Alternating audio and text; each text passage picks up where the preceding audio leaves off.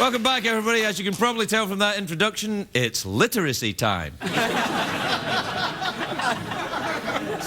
My next guest is a best-selling author. Her latest book, The Most Dangerous Thing, is in stores now. Please welcome the adorable Laura Lippman, everybody. Laura Lippman.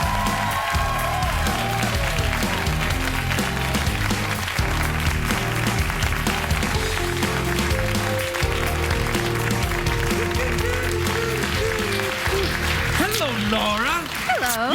May I say how lovely you look? Your hair is very different from last time I saw you. It's like you've put lemon juice in it and been out in the sunshine. Yes, that's exactly what I did. Well, you look very nice. It's lovely. And look, your book's out, and it's out. What, I haven't read it yet. What is it about?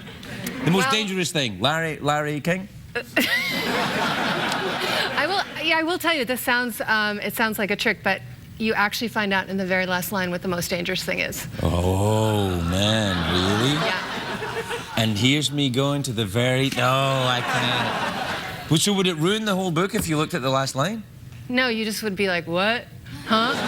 And you'd have to go back and read it all anyway. I'm like, what? Anyway.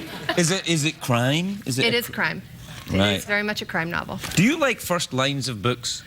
I you give a lot of thought to that? Yeah, I think so too. I think they matter, and I buy books that way. I don't know if you do that. Sometimes when I can't decide about a book, it will make or break on the first line for me. And, you know, sometimes I put it by like, no, that's not a good enough first line. I'm not Do my favourite? What? It was a bright, cold day in April, and the clocks were striking 13. Oh, shoot, I know that. Yeah, it's a good one. I know, but is it from... 1984. I should know that. No. I'm afraid you don't win $50, Laura. All right, let's look at your first line then. Oh, what's yours? What's your favourite first line? My favourite first line is probably from Lolita. What's that? Lolita, light of my life, fire of my loins, my sin, my soul, my Lolita. The words go trippingly down the tongue. I can't go any farther. No, I hear yeah. Sorry. What about it was love at first sight? The first time Yossarian saw the chaplain, he fell in love with him. I don't know that one. Catch-22. Oh, Yossarian. I didn't. Yeah. I'm being very dull tonight. Sorry. No, you're not. Dull-witted. No, you're not. Okay. So I've missed 2 literary questions in a row. That's pretty bad. They're not really literary questions, though. They're just kind of like... Catch-22, 1984. I should know this. My mother, the librarian. That's actually what I thought. All right, here's your first line. They throw him out when he falls off the bar stool. That's a great first line. It's a little bit... Although it wasn't a fall exactly, he stumbled a bit coming back from the bathroom and lurched against the bar. Shall I go on? Sure, why not? Well, or maybe... Is it about someone who drinks a lot? That particular character, that's actually based on a real story that happened to a friend of mine when we were in Anchorage, Alaska. He got thrown out of a bar for being drunk. In Anchorage? What the... No, that's about the drunkest... In Anchorage? How can you be too drunk in Anchorage? They're like... And he was, like, being very quiet, melancholy drunk in the corner. Just he was thrown out for not being drunk enough. That's what happened. Have you ever been thrown out of a bar? No, but I got punched in the stomach in a bar one time when I was in college. Hey, don't ooh or judge. By a man. A man punched me in the stomach. What a bastard. Why? Because I was probably kind of rude. But he was trying to interrupt a conversation. I was actually downtown in Chicago with a lot of friends, and we were talking to a very great newspaper columnist named Mike Royko. We were like little girl groupies gathered around Mike Royko, and he was very much enjoying it. And this guy kept coming over and interrupting. I said something smart. I don't even remember what it was. And he punched me in the stomach. That's outrageous. I hope you called the authorities. Well, he got thrown out in a second. That's all that happened? He got thrown out of the bar? Yeah, that's all that happened. It wasn't a hard punch. Let's measure the punch. It wasn't that hard. Just leave. You can come back tomorrow, but that wasn't it. She's a big girl. You don't hang around the bars much now, do you? No. My life has gotten much quieter. Yes, I heard. We have something in common. Yeah, you got a little baba running around. I do. 18 months old. 18 months. That's good. That means actual...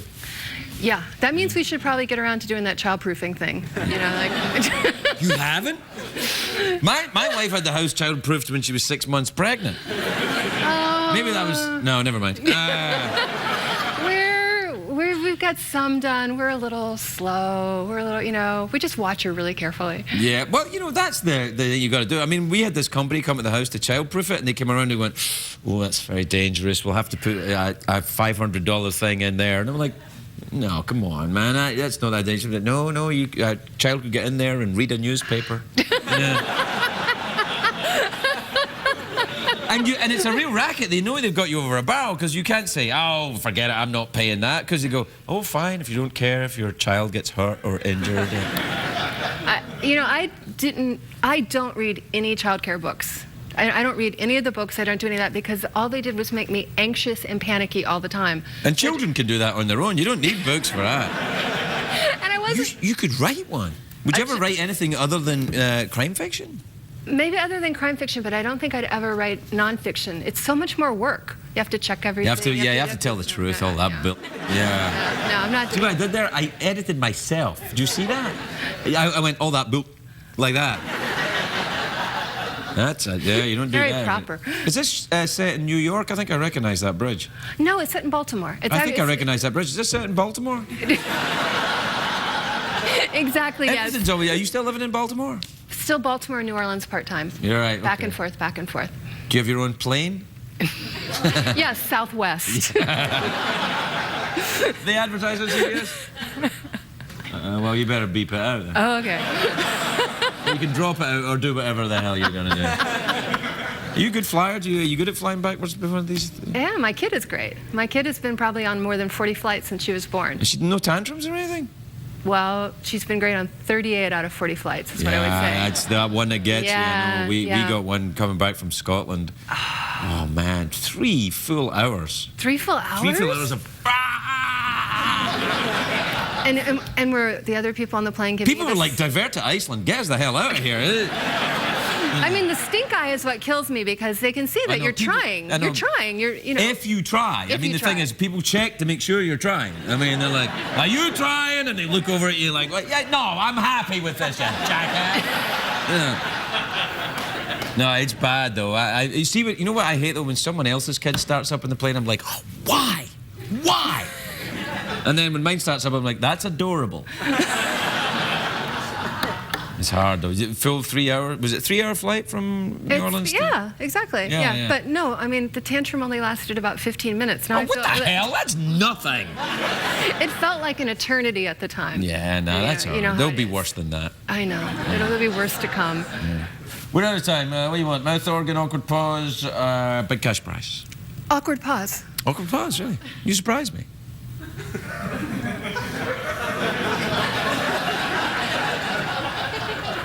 Care for a subtext? Always. Sexual or smell? Smell. Smell. Me or you? Smelling. You.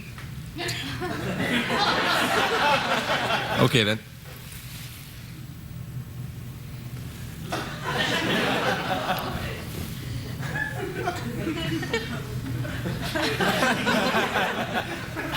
This is the look you give to people who smell funny? No, I guess it would be more of that. That would be murderers that smell funny. What kind of look do you give people who smell funny? We both have a lot of experience in this as of late, by the way. Yeah. Oh, yeah, but it depends on who it is, really. If it's your child, you're like...